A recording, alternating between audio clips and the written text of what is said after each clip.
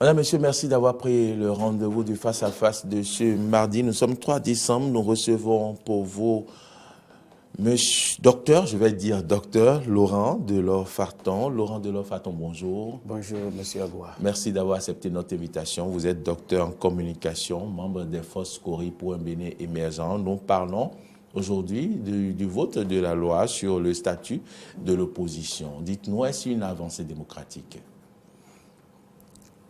A priori, je dirais oui. Oui, parce que cette loi a apporté deux nouveautés. La première nouveauté, c'est qu'elle a consacré l'autonomie financière des partis politiques. Parce que ce débat a toujours été fait par le passé et les gens, il y avait une loi par le passé qui a statué sur l'opposition, qui a parlé du statut de l'opposition. Mais cette loi n'a jamais été mise en application. Tout à fait. Mais cette fois-ci, il faut dire que la nouvelle loi a précisé que les partis politiques ont une autonomie financière. Et on précisait aussi le fait que l'État finance désormais les partis politiques et les modalités ont été définies. L'autre aspect, c'est qu'on ramène encore le débat, l'éternel débat qui a toujours été fait concernant l'accès des partis politiques aux médias officiels. Le débat est revenu. Et le fait de ramener ces deux débats montre quand même qu'il y a une avancée. Mais le vrai problème qui se pose est l'application de cette loi. Vous savez, comme toutes les lois au Bénin, nous en votons tellement, on en promulgue tellement de lois, mais en réalité, les lois ne sont pas mises en application parce qu'on ne met pas toujours en place tout l'arsenal, tout le dispositif qu'il faut. Et par rapport à la loi dont nous parlons, cette loi a besoin de plusieurs décrets d'application. Et parmi les décrets d'application, j'en ai spécifié deux. Le premier décret d'application dont on a besoin obligatoirement, c'est le décret qui clarifie les postes politiques au Bénin. Parce que cette charte dit que les partis de l'opposition ne peuvent pas réclamer, ne peuvent pas être nommés à des postes politiques. Tout à fait. Mais on n'a précisé nulle part ce qu'on n'entend pas poste politique. Il y a une spéculation. Chacun peut dire que les postes politiques, ce ne sont que les ministres, ce ne sont que les directeurs généraux et consorts. Mais qui nous dit qu'au Bénin, dans notre sociologie politique, dans notre conscience politique, on ne considère pas un directeur d'école primaire comme un poste politique. Du moment où il est nommé par le DIDAMPO, du moment où il est nommé par un acteur politique, il faut impérativement que le chef de l'État sorte un décret d'application dans lequel il précise clairement tout ce qui est qualifié de poste politique au Bénin. Pour qu'il n'y ait pas d'amalgame, parce que cette loi risque de créer un sérieux problème aux partis politiques de l'opposition.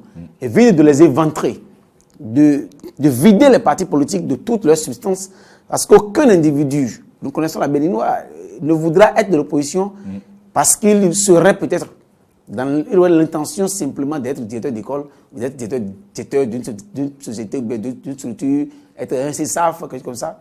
Alors si on ne le précise pas, ce problème va se poser. Il faut qu'un décret d'application sorte pour nous dire clairement ce qu'on appelle poste politique au Bénin.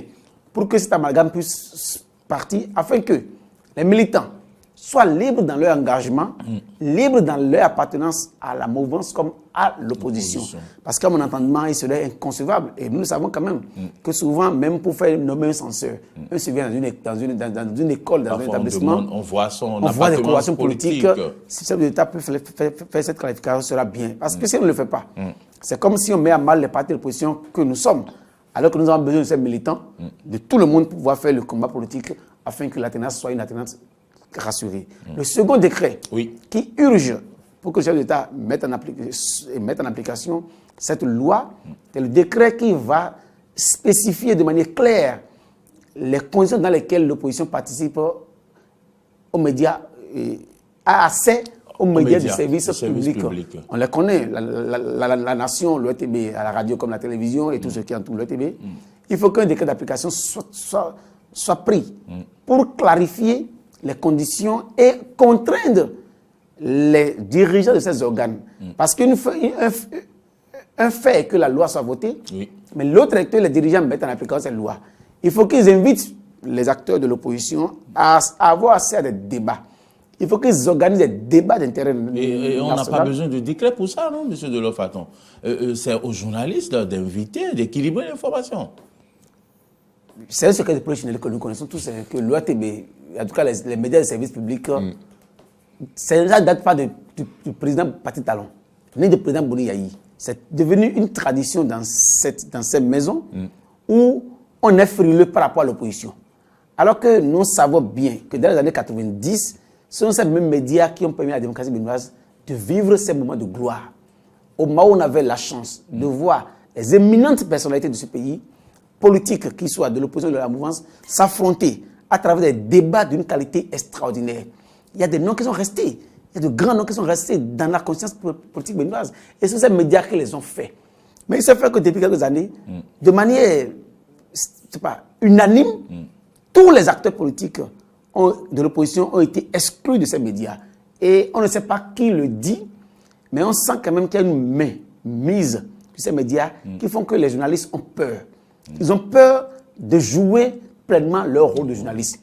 Alors, si on ne met pas un décret, soit pas un décret pour clarifier, afin de les contraindre d'une manière ou d'une autre, on aura beau voter la loi, elle va rester comme toutes les lois qui ont été votées. On ne va pas dire contraindre, mais qui se sentent un peu plus, du moins, je préfère qu'on les contraigne. protégés. Non, je préfère qu'on les contraigne. Parce que si on ne les contraint pas, ils vont trouver des subterfuges pour ne pas faire le métier comme ça de droit. Ce n'est pas le cas des médias de service privé, même si quelquefois on vous jette quelques petites flèches, il faut parfois vous les jeter. Mais il est préférable quand même que pour le service public, on puisse sortir un décret d'application pour aider à ce que cette loi soit appliquée à la lettre par les médias de service public. Et quand même, il faut reconnaître que le statut de l'opposition comporte certaines avancées. C'est-à-dire que on peut, par exemple, toute entrave aux activités politiques de l'opposition est passible de prison. Et donc, sur ce plan-là, si, par exemple, l'opposition a des activités à faire et qu'on l'empêche, par exemple, de médiatiser ces activités, l'opposition peut saisir qui de droit? Vous savez, normalement, on ne doit pas légiférer sur des cas conjoncturels. La démocratie, si nous sommes vraiment démocrates, on n'a pas besoin de ces lois, de ces articles de la loi. Parce que la démocratie a déjà posé le principe de base. La Constitution du 11 décembre, qui a été révisée promulguée le 7 novembre passé, n'a rien changé en l'animation de la vie politique. On reconnaît aux partis politiques cette prérogative d'animer la vie politique. Et quand on le dit dans la Constitution, c'est l'animer, ça couvre tout l'ensemble. On ne devrait normalement pas porter entrave à l'opposition dans l'animation. C'est-à-dire que cette loi, cette partie de la loi n'apporte rien de nouveau. C'est déjà consacré par la Constitution. Et tout individu. Mais ce n'est pas respecté. Oui, ça veut dire que ce n'est pas parce qu'on a voté une nouvelle loi maintenant qui est inférieure à la Constitution qui amènera les gens à la respecter. Parce que la Constitution, elle est la loi fondamentale du pays. Et si on ne la respecte pas, c'est pas évident qu'on peut la respecter. Le problème que je pose à ce niveau, c'est un problème seulement de conscience démocratique, de culture démocratique. Tant que les acteurs politiques et les acteurs de la fonction publique et autres n'ont pas une conscience démocratique, n'ont pas une culture démocratique, on aura beau voter les lois, ils vont toujours porter entorse aux lois. C'est pour ça qu'on souhaite vivement que nous soyons beaucoup plus démocratiques dans ce pays. Et que, en dehors du fait de chanter la démocratie, il faut que nous la vivions, que nous la sentions et que nous en prenions comme désormais une habitude. Il faut que les habitudes démocratiques naissent chez nous, afin qu'on ne puisse pas faire des débats. Parce que les débats de bas niveau, à mon avis, dont on n'a plus besoin. Après 30 ans de démocratie, on ne peut plus faire ces débats. Il faut faire les débats sérieux.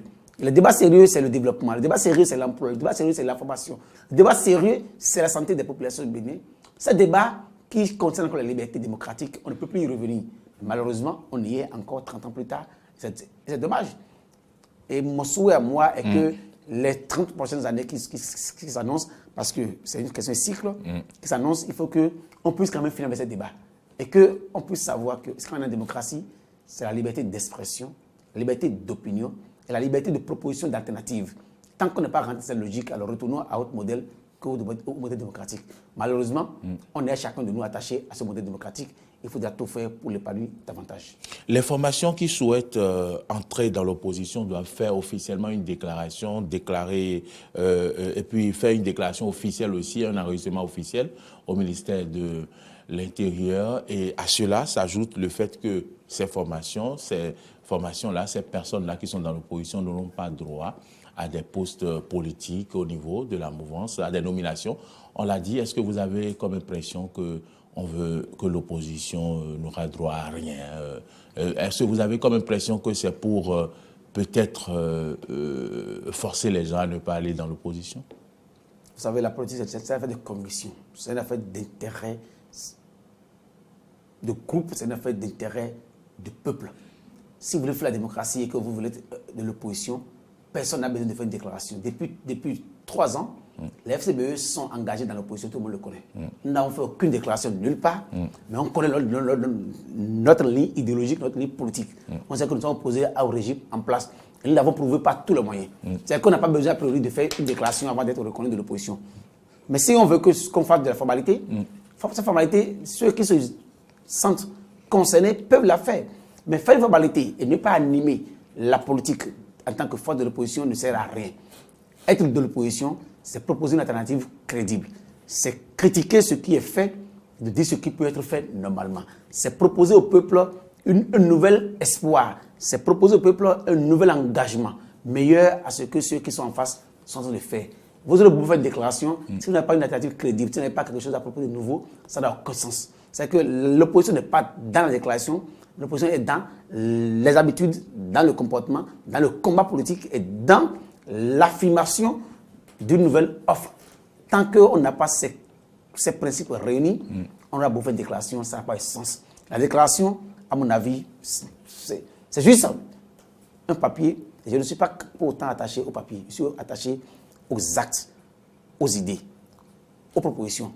Et nous, depuis 3 ans, on le fait face au régime en place, sans avoir ces papiers, sans avoir cette déclaration officielle, nous le faisons. Mais quand on dit que nous le faisons, nous connaissons le contexte béninois aussi, où nous aimons être, on souffle le chaud, le froid. Parce que le Béninois que nous sommes tellement nous sommes malins. Je dirais malins. On est avec lui, on n'est pas avec lui. C'est peut-être le moment que chacun clarifie sa position. Et qu'on sache réellement ce à quoi on est. On ne peut pas être contre quelque chose et être encore pour la même chose au même moment. On ne peut pas être le jour opposant et la nuit mouvancier. On ne peut pas être la nuit mouvancier et le jour opposant. Mais c'est des habitudes que nous avons au Bénin. Ça qui fait même que l'espace politique béninois n'est pas clarifié, n'est pas fluide. Si on peut amener les gens à travers cette prise de position officielle, à clarifier l'opposition pour qu'on soit opposant le jour et la nuit, et qu'on ne soit pas opposant la nuit et non le jour, ce sera aussi bien. Mais c'est pour ça que j'ai fait le débat au départ, je l'ai précisé qu'il faut qu'on fasse tout pour qu'au niveau des postes politiques, on puisse clarifier. Parce que dire ne pas avoir des postes politiques sans clarifier, ça posera un autre problème. Tout le monde veut être censeur, directeur général et consort. Mais il y a quand même, vous savez, cette loi, c'est une loi subtile. Comme toutes les autres lois. Il ne faut pas qu'on se fasse de... Nous sommes en politique. Et vos ennemis ne vont jamais vous apporter un plat enrichissant pour vous nourrir. Nous sommes de l'opposition, nous savons qu'ils ne vont pas voter la loi pour nous. Non. La loi de l'opposition, n'est pas votée pour l'opposition. Elle est votée pour la mouvance. Pour la mouvance. Une loi qu'ils ont votée pour eux-mêmes, pour leurs intérêts stratégiques et dans leur logique de conquérir le pouvoir et de le conserver autant qu'ils auront voulu. Nous en avons conscience. C'est une loi taillée sur mesure et sérieusement sur mesure pour que nous soyons ligotés par tous les moyens afin qu'on ne puisse jamais leur prendre le pouvoir. Quand même taillé sur mesure, je ne suis pas d'accord avec vous parce que vous avez reconnu quand même quelques avancées. Vous avez reconnu quand même des points qui sont des avancées. Donc, quand même taillé sur mesure, il faut quand même que l'opposition ait son statut. Les avancées dont vous parlez, ce sont des appâts. Ah oui? Ce sont des appâts qu'on a jetés pour que nous puissions mordre l'appât et que par la suite on nous prenne, on nous encercle et qu'on nous étouffe. Ah ouais. On a conscience. Peut-être qu'on aura le temps d'en reparler parce que le temps est vite passé. Le chef de l'État n'avait pas le droit, on n'avait pas le droit ou bien on n'avait pas l'obligation de demander que le chef de l'État signe le décret de reconnaissance du chef de l'opposition. On n'a pas besoin de ça. Il est nommé en conseil des ministres. Il est nommé en conseil des ministres, oui. Qui prend des décisions à la Cour constitutionnelle, comme c'est à la suite des votes qu'on le fait, la Cour constitutionnelle pouvait prendre une décision qui le reconnaîtrait comme chef de l'opposition. C'est une subtilité qui est faite dans la logique de nous. Le chef de l'opposition, c'est par exemple à l'Assemblée, c'est le chef de file du parti qui a fait élire plus de députés. Donc, c'est connu de tous, donc il peut être nommé en conseil des ministres. Le fait simplement que ce soit le chef de l'État qui signe ce décret de nomination crée un problème de moralité. Ça crée un problème de conscience morale. Oui. Et c'est comme si, même sans qu'on le dise, ils se disent intérieurement qu'il est redevable avec le chef de l'État. Le temps est très vite passé, 13 minutes c'est vite passé, sinon j'avais envie de vous poser d'autres questions, mais je vous inviterai encore très vite. Le chef du parti, ou du moins le président d'honneur, a pris rapidement par le Bénin. Quel message a-t-il laissé? Je ne parlerai pas. D'accord. Docteur Laurent Delors-Faton, nous vous avons reçu sur Face à Face ce matin. Votre mot de fin? Je suis content de me retrouver dans vos studios, surtout à Cotonou. Et je peux juste dire à tous les téléspectateurs et aux militants de l'opposition, ceux des FCBU en particulier, de ne pas avoir peur. Le pouvoir le remportera en 2021 face au régime en place, il n'y a aucun doute. Merci. On en reparlera, vous reviendrez ici nous faire la démonstration de comment vous allez remporter le pouvoir, surtout par rapport au code électoral. On en parlait en off. Mesdames, Messieurs, c'est déjà fini pour ce face-à-face de ce jour. Nous avons parlé du vote de la loi sur le statut de l'opposition. C'est avec Laurent Delors-Faton. Il est docteur en communication. Il est membre des Forces Cori pour un Bénin émergent. Merci une fois encore d'être venu. C'est moi. À très vite. L'émission continue avec Natacha Kofi. Merci de nous avoir suivis.